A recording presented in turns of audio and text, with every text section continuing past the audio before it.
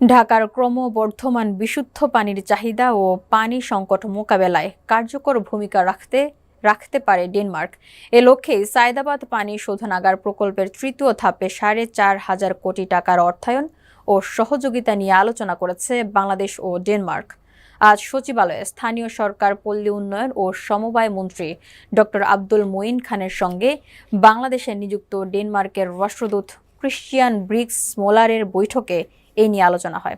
বৈঠকে স্থানীয় সরকার প্রতিমন্ত্রী মীর শাহে আলমও উপস্থিত ছিলেন।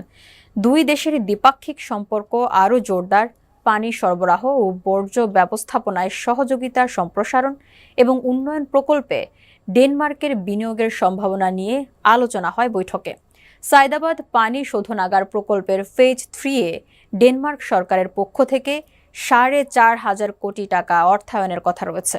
এর মধ্যে ১,৫০০ কোটি টাকা অনুদান এবং ৩,০০০ কোটি টাকা স্বল্প সুদে ঋণ সহায়তা হিসেবে দেওয়া হবে।